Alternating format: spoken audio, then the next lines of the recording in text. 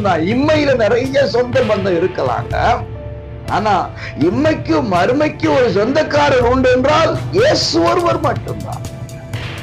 உங்களை பரிசுத்த ஆவியானவர் கிறிஸ்துவுக்கு சொந்தக்காரன் சீல் வச்சிட்டாருங்க. நாம் அவருக்குரியவர்கள்.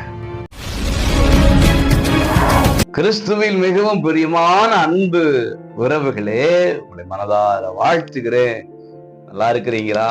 நீங்க நலமாக இருக்கும்படியாக ஜெபிக்கிறேன். எபேசியர் 1:13 வாக்குத்தத்தம் பண்ணப்பட்ட பரிசுத்த ஆவியால் அவருக்குள் முத்திரை போடப்பட்டீர்கள்.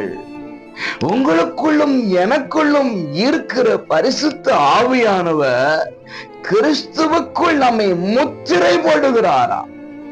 முத்திரை போடப்பட்டால் அந்த முத்திரைக்கு சொந்தக்காரருக்கு அது சொந்தம்.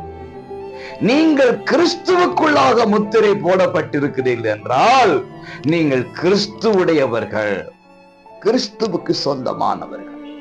உங்க சொந்தக்காரர் யாருன்னா கிறிஸ்து சொல்லுங்க. அவர் சொல்லுவாரு, ஏன் சொந்தம் நீன்னு உங்களை சொல்லுவாரு. நம்முடைய பெரிய சொந்தம் அப்படின்னா அவரு தான். இம்மையில நிறைய சொந்த பந்தம் இருக்கலாங்க. ஆனா இம்மைக்கும் மறுமைக்கும் ஒரு சொந்தக்காரர் உண்டு என்றால் இயேசு ஒருவர் மட்டும்தான்.